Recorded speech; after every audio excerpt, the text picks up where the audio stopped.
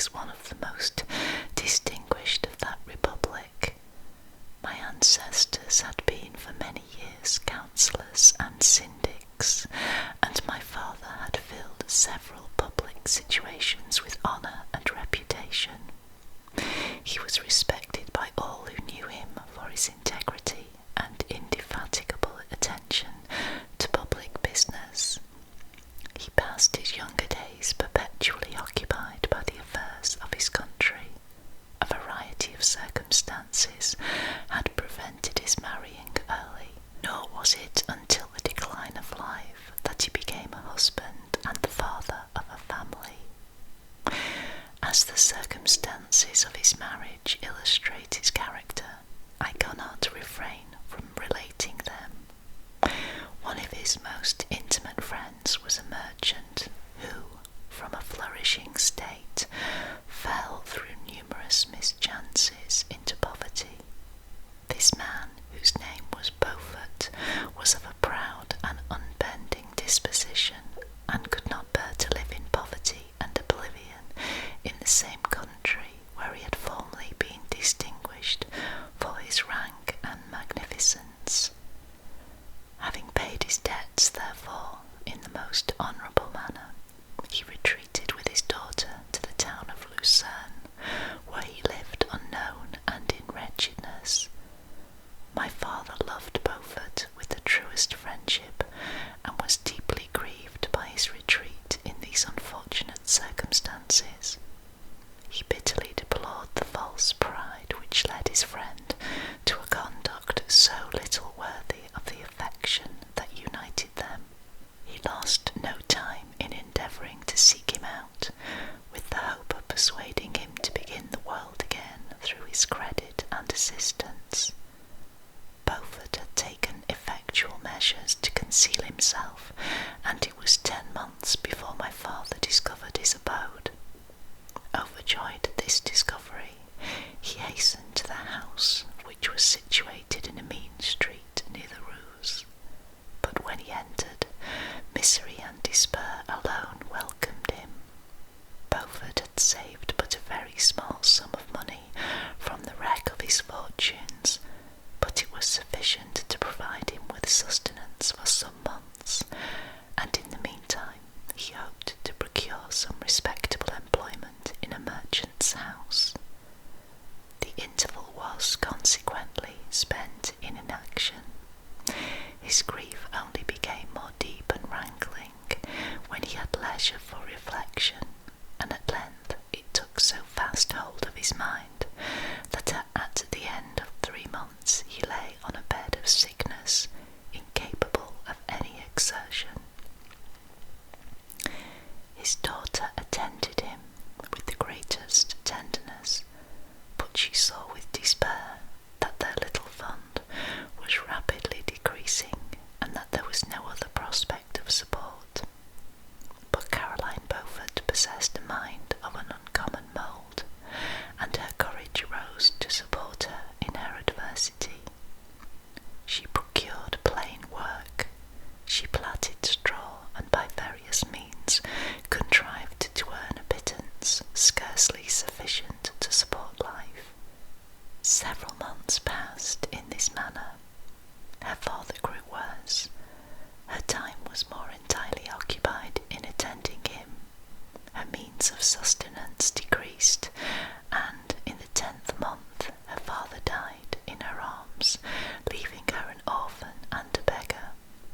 This last blow overcame her, and she knelt by Beaufort's coffin, weeping bitterly, when my father entered the chamber. He came like a protecting spirit to the poor girl, who committed herself to his care, and after the interment of his friend, he conducted her to Geneva, and placed her under the protection of a relation. 2 years after this event, Caroline became his wife. There was a considerable difference between the ages of my parents, but this circumstance seemed to unite them only closer in bonds of devoted affection. There was a sense of justice in my father's upright mind, which rendered it necessary that he should approve highly to love strongly.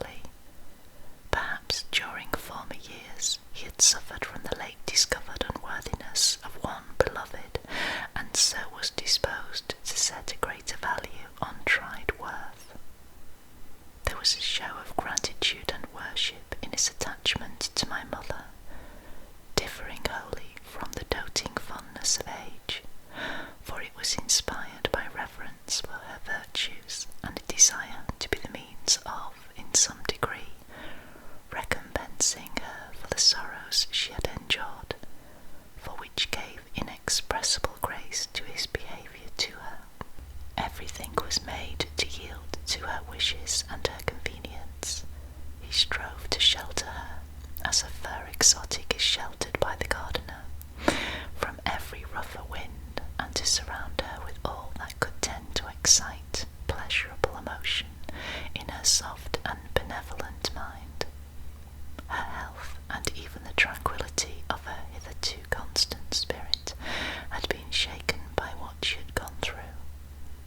During the 2 years that had elapsed previous to their marriage, my father had gradually relinquished all his public functions, and immediately after their union they sought the pleasant climate of Italy, and the change of scene and interest attendant on a tour through the land of wonders as a restorative for her weakened frame.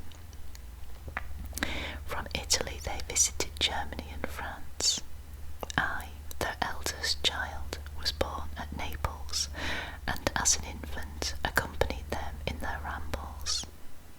I remained for several years their only child.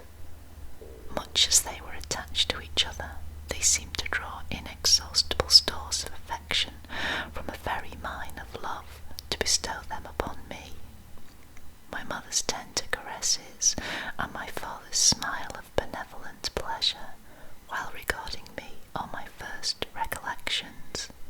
I was their plaything and their idol, and something better, their child, the innocent and helpless creature bestowed on them by heaven, whom to bring up to good, and whose future lot it was in their hands to direct to happiness or misery, according as they fulfilled their duties towards me. With this deep consciousness of what they owed towards the being to which they had given life, added to the active spirit of tenderness that animated both, it may be imagined that while, during every hour of my infant life, I received a lesson of patience, of charity, and of self-control, I was so guided by a silken cord that all seemed but one train of enjoyment to me. For a long time I was their only care. My mother had much desired to have a daughter, but I continued their single offspring. When I was about 5 years old, while making an excursion beyond the frontiers of Italy, they passed a week on the shores of the Lake of Como. Their benevolent disposition often made them enter the cottages of the poor. This, to my mother, was more than a duty, it was a necessity, a passion, remembering what she had suffered and how she had been relieved, for her to act in her turn the guardian angel to the afflicted.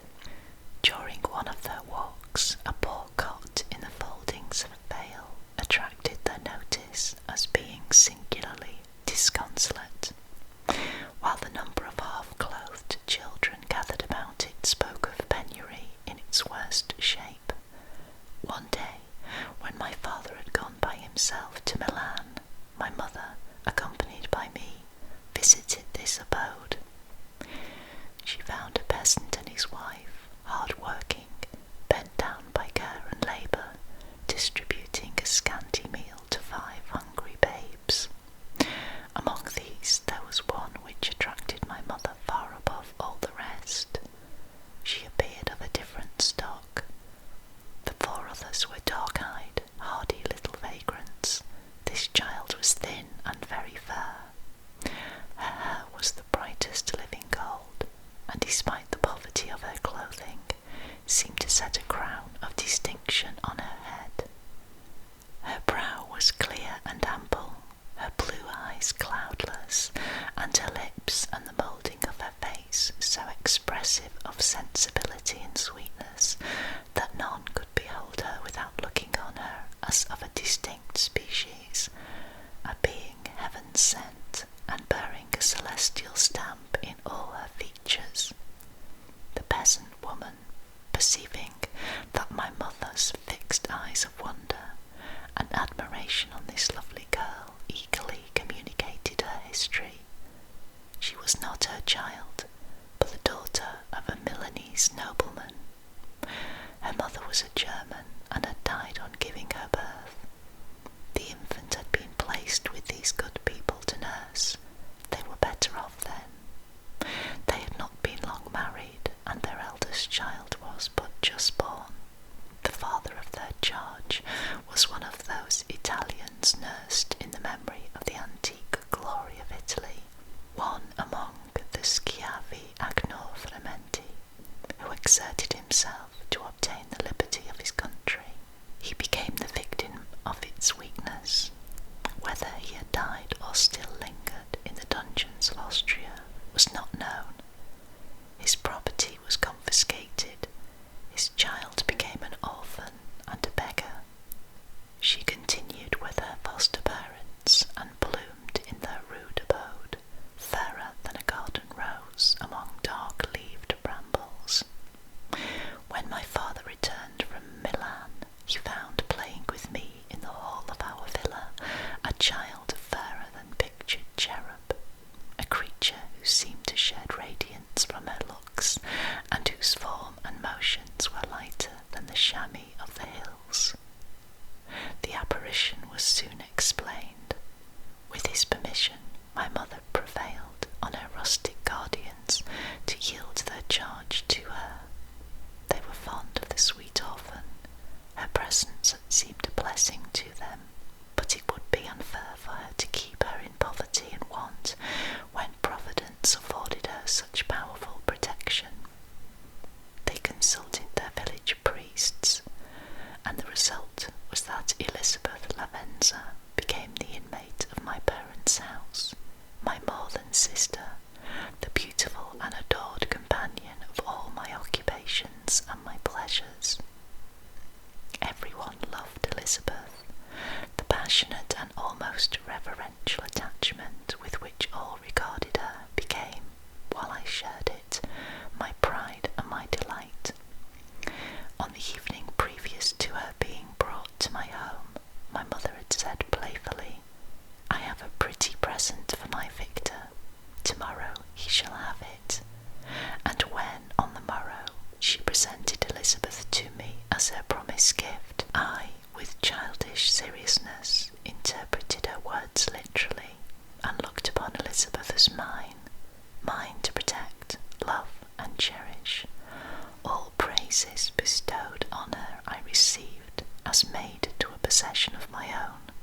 We called each other familiarly by the name of cousin. No word, no expression